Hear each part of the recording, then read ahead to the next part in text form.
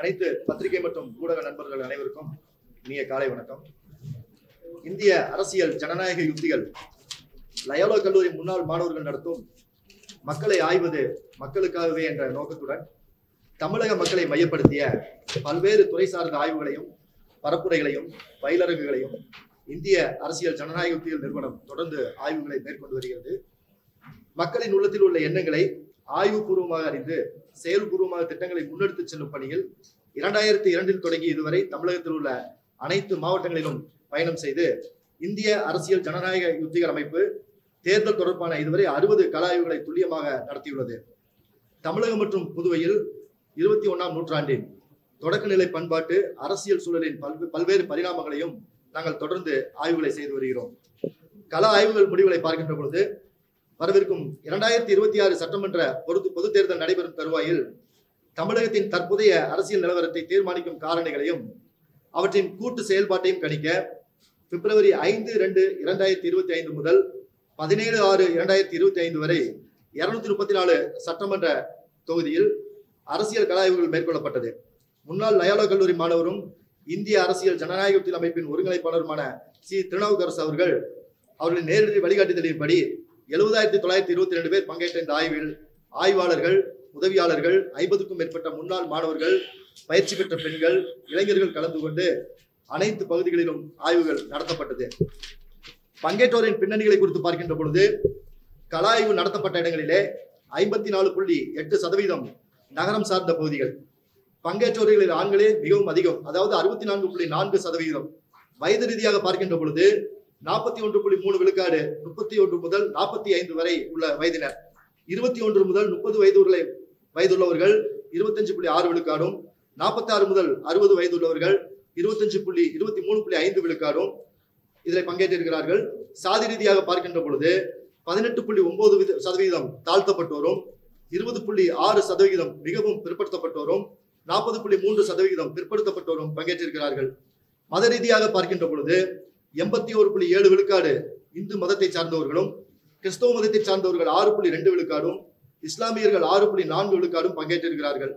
கல்வியை பொறுத்தமட்டில் பெரும்பாலும் 49.7 விழுக்காடு 6ஆம் வகுப்பு முதல் 12ஆம் வகுப்பு வரை படித்தவர்கள், படிக்காதவர்கள் 18.4 விழுக்காடு, 5 வரை படித்தவர்கள் 14.4 விழுக்காடு, உயர்கல்வி கற்றுள்ளவர்கள் பாத்தீங்கன்னா 17.5 விழுக்காடுகள் பங்கேற்றிருக்கிறார்கள். தொழில் ரீதியாக பார்க்கின்ற பொழுது கூலி வேலை செய்பவர்கள் 28.3 விழுக்காடும், சொந்த தொழில் செய்பவர்கள் 24.1 விழுக்காடும் ஏறத்தாழ சம அளவில் இந்த ஆய்விலை பங்கேற்றிருக்கிறார்கள். தனியார் நிறுவனம் 18.5 விழுக்காடும், சொந்த விவசாயம் 9.4 விழுக்காடும், அரசு ஊழியர்கள் 3.5 விழுக்காடும், இல்லம் 2.4 விழுக்காடும், பிறர் 2 விழுக்காடும், அதாவது வேலையற்றோர் மற்றும் வெவ்வேறு வேலையில் உள்ளவர்கள். இவர்களில் 11.8% பேர் ஏதாவது ஒரு தொழில் சார்ந்த அமைப்பிலோ இல்ல சங்கத்திலேயோ அங்கம் வகிக்கின்றவர்களாய் காணப்படுகின்றார்கள். கட்சியை பொறுத்தவரை பார்க்கின்ற வரையில 49 விழுக்காடுகள் எந்த கட்சியும் சாராதவர்கள்.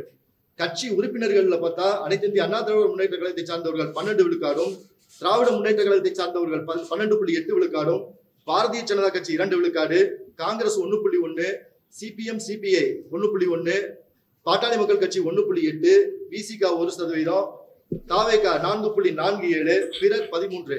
மற்ற கட்சிகள் 99.37% இதிலே பங்கேற்றிருக்கிறார்கள். தமிழர் பண்பாடு சமூக அரசியல் சூழலுக்கு ஏற்ப எண்ணியல் மற்றும் பண்பியல் கூறுகளை உள்ளடக்கி சி. திருநாவுக்கரசு அவர்கள் உருவாக்கியுள்ள தமிழ் சமூக பண்பாடு உளவியல் அணுகுமுறை இந்த ஆய்விலும் பின்பற்றப்பட்டுள்ளது. சரளமான, சகஜமான, இயல்பான கருத்து உணர்வு பகிர்வுக்கு இணக்கமான பெரும்பாலும் 11 கேள்விகள் இந்த ஆய்விலே நாங்கள் கேட்கப்பட்டிருக்கின்றன. ஓகேவா, போலாமா? ரெடியா? அன்புடைய ஊடகவியல் நேயர்கள் அனைவருக்கும் இனிய காலை வணக்கத்தை தெரிவித்துக் கொண்டு 2002 தொடங்கி இதுவரை கிட்டத்தட்ட 25 ஆண்டுகளாக இந்த களப்பணியில் இன்று நான் காலெடுத்து வைக்கிறேன். கிட்டத்தட்ட 60வது கள ஆய்வை உங்களிடம் நான் பதிவு செய்ய விரும்புகிறேன். இதுவரை நடைபெற்ற தேர்தலில் சமீபகால தேர்தலுடைய பதிவுகளையும் நான் நகலிடம் கொடுக்கப்பட்டிருக்கிறேன். இப்போது தமிழகத்திலே இருக்கிற அரசியல் சூழ்நிலைகளை பொறுத்து எப்படி இருக்கிறது களம் என்பதை குறித்து 5 மாதங்களாக கள ஆய்வுகள் என் நிறுவனம் ஐபிடிஎஸ் நிறுவனம் மேற்கொள்ளப்பட்டது. அதன் அடிப்படையில் இந்த அரசினுடைய செயல்பாடுகள் ஆளுங்கட்சியினுடைய செயல்பாடுகள், எதிர்கட்சியினுடைய செயல்பாடுகள் மற்றும் தாவேக்கனுடைய நிலைப்பாடு, அதுக்கான வாக்கு வங்கிகள் யாரிடம் போகிறது, சீமானுடைய செல்வாக்கு குறைந்திருக்கிறதா வளர்ந்திருக்கிறதா, மற்றும் அண்ணாமலை பொறுப்பில் இருந்தது இல்லாத போதுக்கான வளர்ச்சி, இப்படி அடுத்து யார் ஆட்சி கொள்ற இந்த பல்விதமான கொஸ்டினை வச்சு மக்களிடம் எங்க டீம் மூலமா மேற்கொள்ளப்பட்டு அதனுடைய முடிவுகளை இன்றைக்கு உங்கள் வாயிலாக வேண்டுகிறேன். இதுவரை தொடர்ந்து 25 ஆண்டுகளாக நான் அழைத்த போது வந்து இந்த செய்தியை வெளியிட்ட அத்தனை ஊடகவியல் என் உறவுகளுக்கும் மனமார்ந்த நன்றியையும் வாழ்த்துக்களும் தெரிவித்துக் கொண்டு முதல்கட்டம் செய்திக்குள்ள போவோம். தமிழகத்தின் முதல்வராக திரு ஸ்டாலின் அவர்களின் ஆட்சியில் பொறுப்பேற்ற 4 ஆண்டுகள் முடிவடைந்த நிலையில் அவர் தலைமையிலான அரசின் செயல்பாடுகள் மற்றும் மக்களின் பிரதான பிரச்சனையாக தமிழக மக்களின் மதிப்பீடு என்ற கொஸ்டினுக்கு நன்று சொல்லக்கூடியவங்க மோசம், அந்த 3% அப்படி வச்சுங்க. ஒழுங்கான ரேஷன் பொருள் விநியோகம் நன்றுன்னு சொல்லக்கூடிய 31%, சொல்லும்படி 13%, மோசம் 56% சொல்லப்பட்டிருக்காங்க. நலத்திட்டங்கள் செயலாக்கம் 24% நன்றும், 17% சொல்லும்படி எதுவும் இல்லை, மோசம் 59% சொல்லியிருக்காங்க. சட்டம் ஒழுங்கை பராமரிப்பது நன்றுன்னு சொல்லக்கூடிய 15%, மோசம் சொல்லும்படி எதுவும் 13%, மோசம் 72% சொல்லியிருக்காங்க. தொழில்துறையில் புதிய முதலீடை ஊக்குவித்தல் நன்றுன்னு சொல்லக்கூடிய 21%, சொல்லும்படி இதில் 11%, மோசம்ன்றவங்க 62% சொல்லியிருக்காங்க. அண்டே மாட்டோட நதிநீர் பங்கீடு அணுகுமுறை தமிழக அரசு குறித்து நன்றுன்னு சொல்லக்கூடிய 23%, சொல்லும்படி 10%, மோசம் 67% சொல்லியிருக்காங்க. மணல் கொள்ளையை தடுக்கும் நடவடிக்கைகள் நன்றுன்னு சொல்லக்கூடிய 13%, மோசம் சொல்லும்படி 10%, மோசம் சொல்லக்கூடிய 77% சொல்லியிருக்காங்க. அரசு துறையில் லஞ்சம் ஊழலை கட்டுப்படுத்தல் நன்றுன்னு சொல்லக்கூடிய 10%, சொல்லும்படி 9%, மோசம் சொல்லக்கூடிய 81% சொல்லியிருக்காங்க. மது குடி பிரச்சனை கையாளும் வீதம் நன்றுன்னு சொல்லக்கூடிய 10%, மோசம் சொல்லக்கூடிய 80% சொல்லியிருக்காங்க. குடிநீர் பிரச்சனை கையாளும் வீதம் நன்றுன்னு சொல்லக்கூடிய 32%, மோசம் சொல்லக்கூடிய 63% சொல்லியிருக்காங்க. பிரச்சனை அதுக்கடுத்து விலைவாசி உரை அரசு கட்டுப்படுத்தும் வீதம், இது வந்து முந்தைய அரசும் இந்த அரசும் ஒரே சேம் பேட்டர்னா இருக்கு. நன்றுன்னு சொல்லக்கூடிய 22%, மோசம் சொல்லக்கூடிய 69% சொல்லியிருக்காங்க. இது 2 ஆட்சிக்கும் பொருந்தும், முந்தைய ஆட்சிக்கும் இந்த ஆட்சிக்கும் பொருந்தும். தமிழக மீனவர்கள் மீதான தாக்குதல் 31% நன்று, மோசம் 57%, முந்தைய ஆட்சிக்கும் இந்த ஆட்சியும் பொருந்தும். தேர்தல் வாக்குறுதி நிறைவேற்றதால் அரசு ஊழியர்களின் அதிருப்தி 12% நன்று, மோசம் 75% அரசு சொல்லியிருக்காங்க. சென்னையில் மழைநீர் வடிகால் பணிகள் முடிவடைந்தது குறித்து நன்று சொல்லக்கூடிய 40%, மோசம் சொல்லக்கூடிய 50% சொல்லியிருக்காங்க. கல்லுக்கு தடை விலக்காதது நன்று சொல்லக்கூடிய 23%, மோசம் சொல்லி 70% சொல்லியிருக்காங்க. அம்மா கிளி திட்டத்தை ரத்து செய்தது நன்று சொல்லக்கூடிய 24%, மோசம் சொல்லி 66% சொல்லியிருக்காங்க. குடிமரா திட்டத்தை கைவிட்டது நன்று சொல்லக்கூடிய 26%, மோசம் சொல்லி 60% சொல்லியிருக்காங்க. மணல் கிரனைட் போன்ற கனிம வளங்களை கொள்ளை அதிகரிப்பு நன்று சொல்லி 9%, மோசம் 51% சொல்லியிருக்காங்க. மின் கட்டண வரி சிராய்வு குடிநீர் பதிவு கட்டணம் நன்று சொல்லக்கூடிய 10%, மோசம் 77% சொல்லியிருக்காங்க. சாக்கடை கழிப்பிட வசதி நன்றுன்னு சொல்லக்கூடிய 28%, மோசம் 54% பேர் சொல்லியிருக்காங்க. வேலைவாய்ப்பு வேலை திட்டம் 2 ஆட்சியிலுமே இந்த வேலைவாய்ப்பு வேலை திட்டம் இருக்குது. நன்றுன்னு சொல்லக்கூடிய 18%, மோசம் 63% சொல்லியிருக்காங்க. மக்களிடம் போதிய பணப்புழக்கம் இல்லை, இந்த போன ஆட்சியிலும் இந்த ஆட்சி 2 ஆட்சியுமே மக்களிடம் பணப்புழக்காம இருக்கு அப்படின்னு சொல்லிட்டு நன்றுன்னு சொல்லக்கூடிய 7%, மோசம் சொல்லக்கூடிய 70% சொல்லியிருக்காங்க. வெள்ள நிவாரண தொகை குறைபாடு நன்றுன்னு சொல்லக்கூடியவங்க 15%, 67% மோசம் சொல்லிட்டு. அப்புறம் தமிழக மக்களின் மேற்கண்ட பிரச்சனைகளை தீர்ப்பதில் திமுக அதிமுக ஆகிய இரு கட்சிகளின் திரவிரமான செயல்பாட்டாலும் வரவிருக்கிற சட்டமன்ற தேர்தலில் எந்த கட்சி மக்களின் பிரச்சனை தீர்க்க தயாராக இருக்கிறது என்ற பார்வையில் பார்க்கிற போது திமுக 25.3%, அதிமுக 22.8%, பாஜக 15.7%, தாவேக 11.2%, நாம் தமிழர் 10%, பிற 15% சொல்லப்பட்டிருக்காங்க. அப்புறம் இந்த அரசுக்கு பாராட்டின நலத்திட்டங்கள் வரவேற்பு, அதாவது அது எதிர்ப்பு, இது வரவேற்பு. வரவேற்பு திட்டங்கள் எதுன்னு சொல்லி பார்த்தீங்கன்னா, மகளிர் உரிமை தொகை வழங்கும் திட்டம் 62% பேர் நல்ல வரவேற்றிருக்காங்க. விடியல் பயண திட்டம், நகர பேருந்துகளில் மகளுக்கு இலவச பேருந்து திட்டம், அது 56% பேர் வரவேற்றிருக்காங்க. மக்களுடன் முதல்வன் திட்டம் 30 நாளில் குறைகள் தீர்க்கும் திட்டம், இதுக்கு வரவேற்பு 27.59% பேர் சொல்லியிருக்காங்க. தொடக்கப்பள்ளி மாணவர்களுக்கு காலை உணவு திட்டம் வரவேற்பு 73%, ரொம்ப நல்ல வரவேற்பான திட்டம். முதியோர் உதவித்தொகை 1200 ரூபாயாக உயர்த்தப்பட்ட திட்டம், இதுவும் 40% மக்கள் வரவேற்கிறாங்க. மகளிர் சுய உதவி குழுக்களுக்கு கடன் தள்ளுபடி செய்யும் திட்டம், இதற்கு 40% பேர் வரவேற்பு தெரிவித்திருக்காங்க. அந்நிய தொழில் முதலீடுகள் ஈர்ப்பு, இதுல 36% மக்கள் வரவேற்பு தெரிவிச்சிருக்காங்க. உயர்கல்வியில் முன்னேற்றம் 40% பேர் வரவேற்பு தெரிவிச்சிருக்காங்க. மக்களை தேடி மருந்தகம் 21% பேர் வரவேற்பு தெரிவிச்சிருக்காங்க. இல்லம் தேடி கல்வி திட்டம் கொரோனா காலத்துல 30.44%, கலைஞரின் வேளாண்மை வளர்ச்சி திட்டம் 49%, முதல்வரின் முகவரி திட்டம் 35%, புதுமை பெண் திட்டம் 59%, நான் முதல்வன் திட்டம் 43%, நான் புதுவன் திட்டம் 30%, கலைஞரின் கனவு இல்லம் திட்டம் இலவச வீடு 18.20%, தாயமலர் வறுமை ஒழிப்பு திட்டம் 15%, இலவச வீட்டுமனை பட்டா 70% மக்கள் இது இந்த அரசுக்கு வரவேற்பான திட்டங்களாக இது பார்க்கப்படுறாங்க. அதுக்குபடியாக 2001 சட்டமன்ற தேர்தலில் கொடுத்த தேர்தல் வாக்குறுதி திமுக அரசு நிறைவேற்றியுள்ளதா என்று சொல்லக்கூடிய கேள்வி கேட்கிற போது ஆம் நிறைவேற்றிருக்காங்க சொல்லக்கூடிய 20% பேரும், ஓரளவுன்னு சொல்லக்கூடிய 17% நிறைவேற்றவில்லை 60% சொல்லியிருக்காங்க. தமிழக முதலமைச்சர் திரு மு.க. ஸ்டாலின் அவர்களின் பொறுப்பேற்று 4 ஆண்டுகள் ஆகியுள்ள நிலையில் அவருடைய செயல்படல் குறித்து தமிழக மக்களின் நில விருப்பம் என்று கேட்கிற போது நன்று சொல்லக்கூடிய 30% பேரும், சரியில்லை சொல்லக்கூடிய 41%, ஓரளவு 20% பேரும், காசு 9% சொல்லியிருக்காங்க. தமிழக அமைச்சர் மீதான வழக்கு, தண்டனை, ஊழல் புகார்கள் குறித்து ஆதரவு 33%, எதிர்ப்பு 57%, காசோ 10% சொல்லியிருக்காங்க.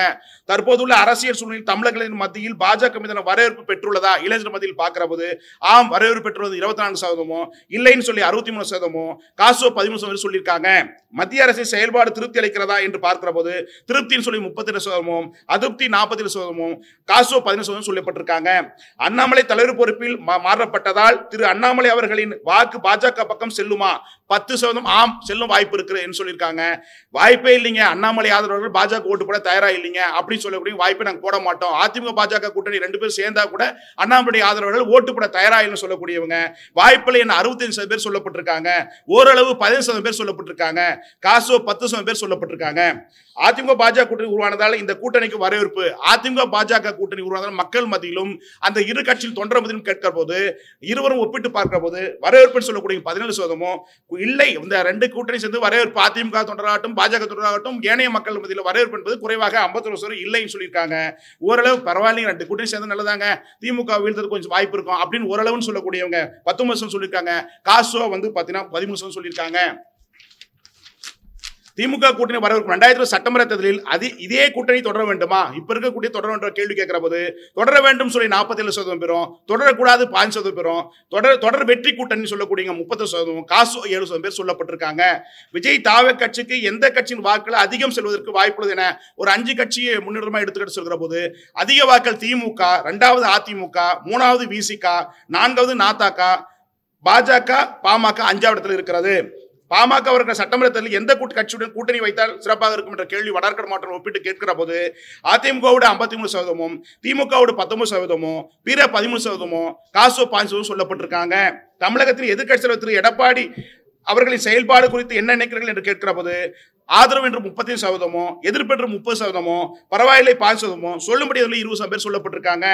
தமிழக பாஜக முன்னாள் மாநில தலைவர் திரு அண்ணாமலை அவர்களின் பேச்சு செயல்பாடு மக்கள் மத்தியின் மதிப்பீடு குறித்து கேட்கிற போது வரவேற்பு 59%, அதிக வெறுப்பு 31%, காசோ 10% சொல்லப்பட்டிருக்காங்க. அடுத்தபடியாக தமிழக அரசின் அமைச்சர்கள், சட்டப்பேரவை மற்றும் நாடாளுமன்ற உறுப்பினர்கள், அரசு துறை அதிகாரிகள் தமிழக முதலமைச்சர் திரு மு.க. ஸ்டாலின் அவர்களின் முழு கட்டுப்பாடு இருக்கிறார்களா என்று கேட்கிற போது ஆம் கட்டுப்பாடு தான் இருக்கிறாங்க 52%, இல்லை 30%, காசு 17% சொல்லப்பட்டிருக்காங்க. தமிழகத்தின் புதிய வாக்காளர்கள், அதாவது கிட்டத்தட்ட 1,10,00,000 வாக்காளர்கள் புதிய வாக்காளர் போன பாராளுமன்றத்தில் பதிவு செய்யப்பட்டாங்க. அப்படின்ற போது அந்த புதிய வாக்காளர்கள் மத்தியில் இளைஞர் மத்தியில் யாருக்கு என்ற போது முதலிடத்தில் விஜய் அவர்களும், 2வது இடத்தில் அண்ணாமலை அவர்களும், 3வது இடத்தில் சீமான் அவர்களும், 4வது இடத்தில் உதயநிதி அந்த வாக்குகள் பெறக்கூடிய வாய்ப்புல இருக்கிறாங்க. அந்த இளைஞருடைய புதிய வாக்குல 1,10,00,000 ஓட்டு பார்லிமெண்ட் நடந்தது. இப்ப அதிகமாக வாய்ப்பு இருக்கிறது.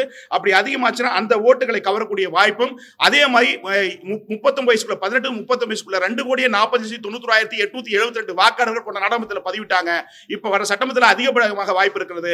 அந்த வாக்குகளிலும் பாத்தீங்கன்னா விஜய், அண்ணாமலை, சீமான், உதயநிதி இவர்களுக்கான நானுமுகத்தான சூழ்நிலை தான் நிலவப்படுறதா பார்க்கப்படுது. தமிழகம் போதைப் பொருள் நடமாட்டம் வழக்கம் அதிகரிப்பதை தமிழக அரசு கட்டுப்படுத்துகிறதா? நன்று சொல்லக்கூடிய 10%, அதிருப்தி சொல்லக்கூடிய 80%, காசோ 10% சொல்லப்பட்டிருக்காங்க. தமிழகத்தின் அரசியல் கட்சியின் சிறந்த எதிர்கருத்துக்களை பதிவு செய்யும் எதிர்கட்சி தலைவர் வரிசையில் முதல் 5 இடத்தை பிடிக்கும் தலைவர், அதாவது சட்டப்பேரவை எதிர்கட்சி தலைவராக அது பார்வை வேறு. தமிழகத்தில் இருக்கிற எதிர்கட்சிகளில் யார் சிறப்பாக செயல்படுறாங்க அந்த பார்வையில் இந்த 4 ஆண்டில் கேட்கப்பட்ட போது முதலிடத்தில் திரு அண்ணாமலை அவர்களும், 2வது இடத்தில் சீமான் அவர்களும், 3வது இடத்தில் எடப்பாடி அவர்களும், 4வது இடத்தில் விஜய் அவர்களும், 5வது இடத்தில் அன்புமணி அவர்களும் இந்த முதன் பிரதானமாக சொல்லப்படுறாங்க. முன்மொழி NEP கொள்கை தமிழக மக்களின் வரவேற்பு குறித்து என்ற கேள்வி கேட்கும்போது இந்த மொழி இந்த சட்ட கல்வி திட்டத்தை பற்றி கேட்கிற போது எல்லா மொழியும் வந்த தப்பு இல்லைங்க சொல்ற மனமாற்றம் மக்கள் உட்பட்டதை பார்க்கப்படுகிறது. அப்படி வரவேற்புன்னு சொல்லக்கூடிய 52%, வர எதிர்ப்புன்னு சொல்லக்கூடிய 33%, காசோ 15% சொல்லப்பட்டிருக்காங்க. அரசு கொண்டும் திட்டங்கள் மற்றும் மனுக்கள் மீதான கோரிக்கைகள் சட்டமன்ற உறுப்பினர்கள் மற்றும் உள்ளாட்சி பிரதிநிதிகளின் நடவடிக்கை குறித்து கேள்வி கேட்கிற போது நன்றி சொல்லக்கூடிய 25%, மோசம் சொல்லக்கூடிய 47%, ஓரளவு சொல்லக்கூடிய 12%, காசோ 16% சொல்லப்பட்டிருக்காங்க. பட்டதாரி இளைஞர்களுக்கு வேலை வாய்ப்பு வழங்குவதில் தமிழக அரசின் நிலைப்பாடு 2 ஆட்சியுமே இதே மாதிரி தான் இருக்கு. போன ஆட்சி இதே மாதிரி தான் இருக்கு, இந்த ஆட்சி இதே மாதிரி இருக்கு. நன்றி சொல்லக்கூடிய 10% பேரும், மோசம் சொல்லக்கூடிய 71% பேரும், ஓரளவுன்னு சொல்லக்கூடிய 8% பேரும், காசோ 11% சொல்லப்பட்டிருக்காங்க. வரவிருக்கும் 2000 சட்டமன்ற தேர்தலில் 4 முனை போட்டி நிலவுவதால் முதல்வராக வாய்ப்புள்ள பிரதான அரசியல் கட்சியாக மக்களின் பார்வையின் பார்க்கிற போது அதிமுக திமுக 2 கட்சிக்குள்ள 2இல் 1 தான் ஆட்சி அமைக்க வாய்ப்புன்னு சொல்லவங்க தான் அதிகமா 80 பேர் 70 பேர் சொல்லியிருக்காங்க. மற்ற இருவரில் ஒருவர் ஆட்சி அமைக்க வாய்ப்பு இருக்குன்னு சொல்லுவாங்க 18.48 பேர் சொல்லப்பட்டிருக்காங்க. சொல்ல விருப்பனை சொல்லுவாங்க 6.78 பேர் சொல்லப்பட்டிருக்காங்க. தமிழகத்தில் வரவிருக்கிற 2000 சட்டமன்ற தேர்தலில் யார் அடுத்த முதல்வர் ஆவார் என்பது குறித்த எதிர்பார்ப்பு நாடு முழுவதும் அதிகரித்து வரும் நிலையில் கட்சியிடையிலான கூட்டணி பேச்சுவார்த்தையும் இப்போது தீவிரமாக நடைபெற்று வருகிறது. 2020 முதல்வராக யாருக்கு வாய்ப்பு அதிகமாக உள்ளது என்பது குறித்து தமிழக மக்களிடம் கலாய்வு மேற்கொள்ளப்பட்டது. முதல்வராக அதிக வாய்ப்புள்ள தலைவர்களில் முதல் 10 இடங்களை பிடிக்கும் பட்டியலில் உள்ளவர்களின் விவரம்: திரு மு க ஸ்டாலின் அவர்கள் 77.83%, திரு எடப்பாடி அவர்கள் 73.30% பேரும், திரு உதயநிதி அவர்கள் 67.99%, திரு அண்ணாமலை 64.58% பேரும், திரு விஜய் அவர்கள் 60.58% பேரும், திரு சீமான் அவர்கள் 30.80% பேரும், திரு அன்புமணி ராமதாஸ் அவர்கள் 19.97%, ஓ பன்னீர்செல்வம் 17.32%, டிடிவி தினகரன் 16.29%, திருமாவளவன் 14.70% பிடிக்கிறாங்க. வருங்காலத்தில் இவரால் தான் தமிழகம் தலை சிறக்கும் என நீங்கள் நம்பும் இளம் தலைவர்கள் இந்த 2000 தேர்தலுக்கு பிறகு அடுத்த வருகிற தேர்தல்களில் இந்த தலைவரின் பார்வையில் கேட்கிற போது அந்த கொஸ்டின் கேட்கிற போது திரு அண்ணாமலை அவர்கள் முதலிடத்திலும், விஜய் அவர்கள் 2ஆம் இடத்திலும், உதயநிதி அவர்கள் 3ஆம் இடத்திலும், சீமான் அவர்கள் 4ஆம் இடத்திலும் இருக்காங்க. யாருக்கு வாக்கு? தற்போதைய அரசியல் சூழலில் திமுகவுக்கு 17.7% வாக்கள் திமுக ஓட்டா இருக்கு. அதிமுக 17.3%, பிஜேபி 5%, காங்கிரஸ் 3.10%, தாவேக 12.20%. தற்போதுள்ள அரசியல் தாவேக ஓட்டு அவ்வளவுதான். பாமக 4.9%, சிபிஎம் வலது இடது 1.4%, தேமுதிக 2.05%, விசிக 2%, நாதாக 6%, சுயாட்சி 1.4%, பிற கட்சிகள் 10.16%, வாக்களிக்க போவதில்லை 6% பேர், தீர்மானிப்பில் 8.3% பேர், நோட்டா 3.3% பேர் சொல்லப்பட்டிருக்காங்க.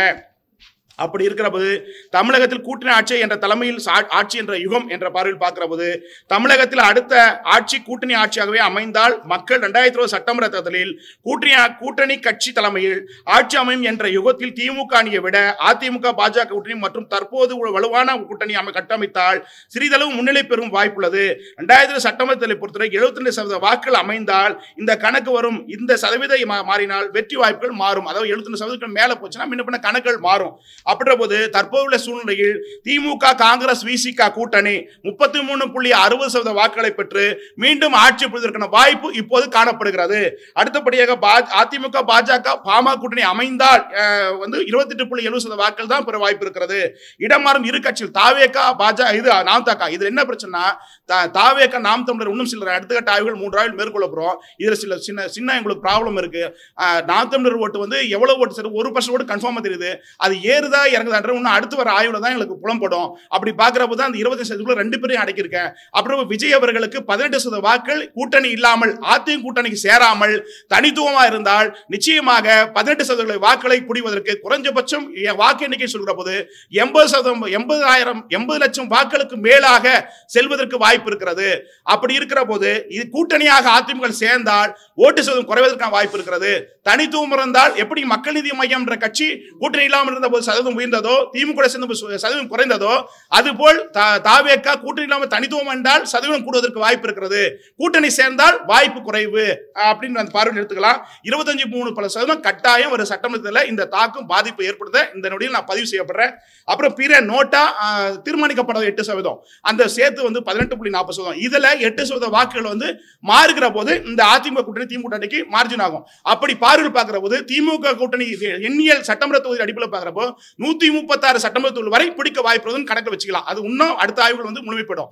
அதே மாதிரி அதிமுக பொறுத்தவரை தற்போதைய சூழ்நிலையும் கூட்டணி அமைத்தாலும் 80 தொகுதி வரை கணக்கில் வச்சுக்கலாம். அதுக்கடுத்து இழுபறியா இருக்க 41 தொகுதிகள் தாவேக கட்சியினுடைய பாதிப்பு அந்த வாக்குகள் திமுக அதிமுக மார்ஜின் மாறுவது வாய்ப்புறது. இனி வருங்காலத்துக்கு எடுக்கிற ஆய்வின் அடிப்படையில் இந்த எவ்வளவு ஓட்டுகின்றது 40% கணிக்க முடியாத தொகுதி இருக்கு. அந்த 40% யாருக்கு மாறுகிறதோ அதன் அடிப்படையில் ஆட்சி வாய்ப்பு எடுத்துக்கொள்ளலாம். அவ்வளவுதான். எனி டவுட் கேட்கலாம். அதுக்கு அடுத்து வந்து இதுக்கு முன்னாடி ஒரு 4 தேர்தலுடன் ஒப்பிட்டு பின்னாடி வச்சிருக்கேன். கர்நாடகா 2019 நாடாளுமன்ற தேர்தல், கர்நாடகா தேர்தல், அதுக்கடுத்து 2020 சட்டமன்ற தேர்தல், அதுக்கடுத்து 24 சட்டமன்ற தேர்தலுடைய முடிவுகளுக்கும் நான் சொன்னதுக்கும் இசிஐ தேர்தலுடைய இதுக்கும் என்ன டிஃபரெண்ட் வந்துகின்ற விஷயமும் நான் பதிவிடப்பட்டிருக்கேன். கிட்டத்தட்ட 24 ஆண்டுகளாக நடுநிலையாக யார் ஒரு ஆதரவு இல்லாம ஒரு காலத்தில் திமுக சொம்புறது, இப்ப பாஜக இதுன்றது எனக்கு வருத்தம் அளிக்குது. ஏன்னா யார் ஒரு தெய்வம் நான் அல்ல, தனி ஒருவனாக கடுமையான இன்னைக்கு கடன் தான் பட்டிருக்கேன். இன்னைக்கு வரை என் காசு தான் போயிருக்கு. ஒருத்தருடைய உதவியும் இல்லாம இன்னைக்கு வரை 25 ஆண்டுகளா அந்த களத்தில் நிற்கிறேன். ஒவ்வொரு முறையும் உங்களை சந்திக்கிறேன். அந்த பதிவை நான் ப்ரூவ் பண்ணியிருக்கேன். அதனுடைய சமீபத்தினுடைய நடந்த தேர்தல் ஒரு 4 தேர்தல் எடுத்துக்காட்டா சொல்லியிருக்கேன். அதையும் ஒப்பிட்டு பொறுப்பான கேள்வி கேளுங்க, பதில் சொல்றேன்.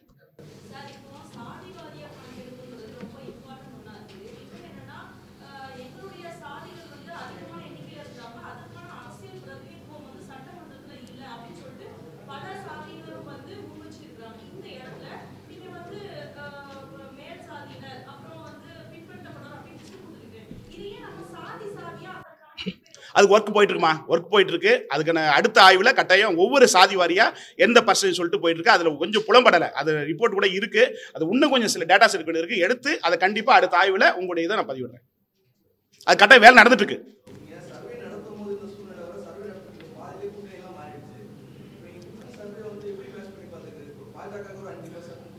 ஆமா,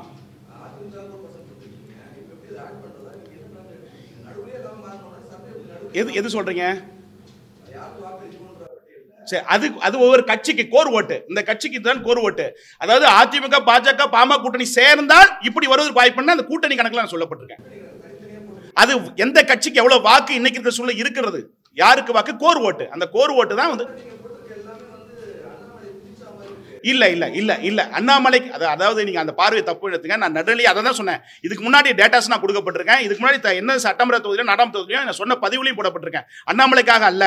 அதாவது இன்னைக்கு இருக்கிற சூழ்நிலை 4 ஆண்டுகள், அதை ஒன்று சொல்லுங்க, 4 ஆண்டுகளாக எதிர்கட்சி, அதாவது கட்சி அடிப்படையில் சட்டமன்ற எதிர்கட்சி தலைவராக அல்ல, எதிர்கட்சி தலைவராக எந்த கட்சியை சார்ந்தவர்கள் திமுக எதிர்ப்பான கருத்துக்களை பதிவிடுறான்னு மக்களும் கேட்டபோது அண்ணாமலை முதலிடத்திலும் சீமானவர்கள் 2ஆம் இடத்திலும் வருகிறாங்க. இது கட்சியின் அடிப்படையில் கேட்கப்பட்ட கேள்வி. சட்டமன்ற எதிர்கட்சி தலைவருடைய செயல்பாடு என்று கேட்ட கேள்விக்கு அதுக்கு நான் பதில் ஆன்சர் கொடுக்கப்பட்டிருக்கேன். இது எதிர்கட்சி எந்தெந்த கட்சி சேரும்போது அண்ணாமலை சீமான மக்கள் வந்து இவங்க திமுக எதிர்ப்பா கருத்துக்களை பதிவிட்டுருக்காங்க. பதிவிட்டதை நான் பதிவிட்டிருக்கேன். இல்ல, அது ஒரு பிரச்சனை என்னன்னாங்க, பாஜக இன்னைக்கு விளக்கப்படுற பாஜக 11.27% வாக்குகள் பாஜக ஓட்டு அல்ல, நோட்டாவோடு இணையாகத்தான் இருக்கிறது. இது 8% வாக்குகள் அண்ணாமலைக்காக வெளியில் போடப்பட்ட வாக்குகள். இது பாஜகவுக்கு மறுபடியும் வாக்காக மாறாது. அதிமுக பாஜக கூட்டணி பிரச்சனை என்னன்னா, எப்படி திமுக விசிக வந்து எக்ஸ்ட்ரா லக்கேஜ், அதாவது சொல்ல போனா வெளிப்படையா சொன்னா விசிகாவுடைய ஓட்டுகள் பாதி ஓட்டு தாவக செல்லுது. அதே மாதிரி இங்க பாஜக ஓட்டுகள் வந்து அண்ணாமலை தலைவர் பொறுப்பு போட்ட பிறகு அவர்கள் பாஜக அதிமுக கூட்டணிக்கு வாக்களிக்க தயாராக இல்ல. அண்ணாமலையே சொன்னா கூட வாக்களிக்க மாட்டாங்க. அந்த மனதில் அவருடைய ஆதரவு இருக்காங்க. அப்படி பார்க்கிற போது பாஜக வந்து நோட்டா கணையான கட்சியா இருக்க ஒழிய நயனாநகர் முகத்தை பார்த்தோ, நான் செல்வ பிறந்த முகத்தை பார்த்தோ ஓட்டு பெற சொல்ல வாக்காளர்கள் அல்ல. அப்படி இருக்கிற போது அண்ணாமலை இல்லாதது மைனஸாகத்தான் இருக்கிறது. அந்த வாக்குகள் தாவக செல்கிறதா இல்ல மாற்றுகள் செல்றதா அடுத்த ஒரு ஆய்வில் தெரிய வரும்.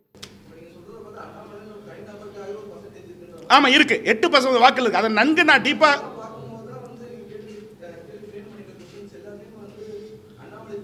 இல்ல திணிக்கல. அதாவது இங்க சீமான், அண்ணாமலை, விஜய் அந்த ஃபேக்ட் வந்து 4 உதயநிதி, இந்த 4 பேருக்கான அடுத்த தலைமுறை 2,41,872 வாக்காளர்கள் வந்து 30 வயசுக்குள்ள வாக்காளர்கள் போன நாடாளுமன்றத்தில் ஓட்டு போட்டிருக்காங்க.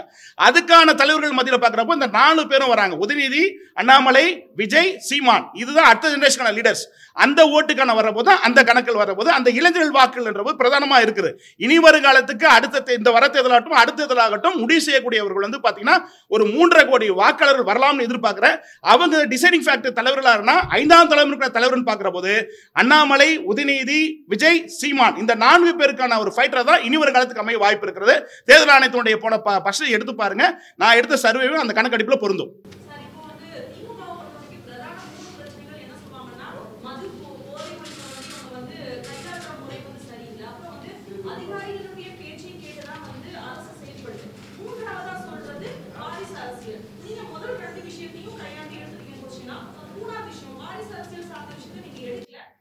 எடுத்திருக்க, அடுத்த ஆய்வில் வெளியிடுறேன். அது எடுத்திருக்கு கிட்டத்தட்ட ஒரு 55 பக்கம்.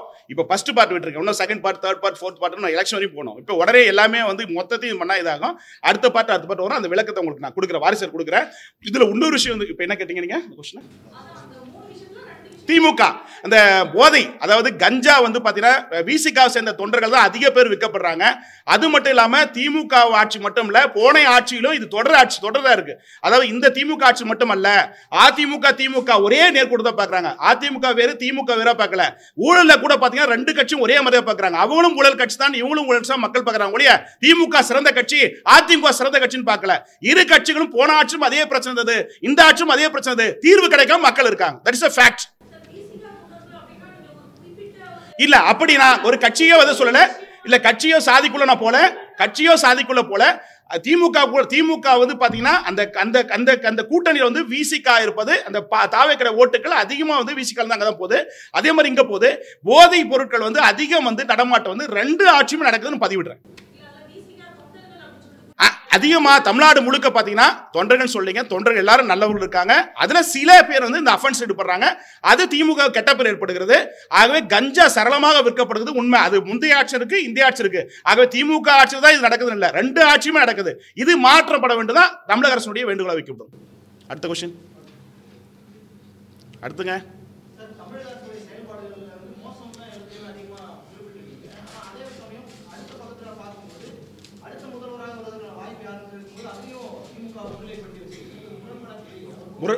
அதாவது தமிழகத்தை பொறுத்தவரை தமிழ் மண்ணை சேர்ந்த தமிழ் மொழி இயக்கங்கள் தான் இனி வருங்கால வாழ்வு. இனி வருங்காலத்துக்கு உன்ன கால் நூறாண்டுக்கு எனக்கு தெரிஞ்சு இருந்த 25 வருஷமா ஆய்வு பண்ணிருக்கிற போது தேசிய கட்சிகள் பாஜக, காங்கிரஸ், இடதுசாரிகள் யார் ஒரு தேசிய கட்சி தமிழ்நாட்டில் இதுக்கு மேலே இடம் கிடையாது. மாநில கட்சிகள் மட்டும்தான் இடம். அப்படி பார்க்கிற போது தமிழகத்தில் ஆண்ட கட்சி, ஆளுகிட்ட கட்சி, இப்போ ரெண்டு கட்சி தான் அடுத்த தேர்தலில் வந்து வலுவான கட்சி. தாவேக்க புதுமையாக வந்த கட்சி. அப்படிங்கிற போது இந்த எல்லா கட்சியும் அனலைஸ் பண்ற போது திமுக அதிமுக இடையிலான போட்டியாக வருகிற போது அதில் முதலமைச்சர் போது ஸ்டாலின் முதலிடத்தில், இரண்டாவது எடப்பாடி அந்த அதில் ஒப்பிட்டு பார்த்தீங்கன்னா கணக்கு புரியும்.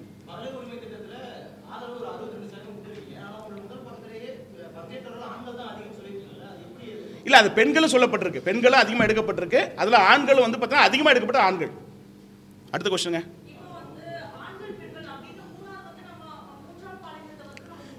சிஸ்டர், அதாவது இது ஃபர்ஸ்ட் பார்ட். இன்னும் அடுத்தடுத்து இன்னும் எலெக்ஷன் வருது, இன்னும் அடுத்தடுத்து ஆய்வு வருது. ஒரே மொத்தமாக வந்து இது பண்ணா நானே இதை கடமைட்டு போயிருக்கேன். எனக்கும் காசு வேணும், மொத்தமாக எல்லாம் இது பண்ண முடியும். எனக்கு ஒன்றும் யாரும் சப்போர்ட் இல்லை. அப்புறம் போது ஃபர்ஸ்ட் பார்ட் முடிச்சிருக்கேன். அடுத்த பார்ட் வரணும். 3 சர்வே விடுறேன். அந்த 3 சர்வேல ஒவ்வொரு பார்ட்டை நீங்கள் கேட்குற அத்தனை விஷயம் வந்துடும். கம்ப்ளீட் இந்த 2000 முழு பொலிட்டிக்கல் போர்ஷன் நான் கொடுத்துருவேன். ஒரு தீசஸ் என்டையர் புக்கு மாதிரி 2026 வந்து மொத்தமாக கொடுப்பேன். அது 2020 தேர்தல் முடிஞ்சிட்டு 2029 ஒப்பிட்டு பார்க்குறப்ப கணக்காட்ட வரும். அதனால தான் சொன்னேன், இதுக்கு முன்னாடி அந்த தேர்தலுடைய நான் ஒரு சமீபம் நடந்த ஒரு 4 தேர்தலுடைய தான் உங்களுக்கு லிங்க் இது கொடுக்கப்பட்டிருக்கேன், பிரிண்ட் கொடுக்கப்பட்டிருக்கேன். அதையும் இதையும் கம்பேர் பண்ணுறப்போ இந்த 2020 ப்ரூவ் பண்ணுவேன். அதுக்கு அடுத்து வர 2030 தேர்தலில் அப்போ நான் பேட்டி கொடுப்போம், இதையும் ஒப்பிட்டு வரும், கணக்காட்டாக இருக்கும். கடைசி பக்கங்களை பாருங்க, நான் சொல்கிற 4 இடத்துல ஜஸ்ட் எவ்வளோ டிஃப்ரெண்ட் மாறுக்குன்னு மட்டும் பாருங்க.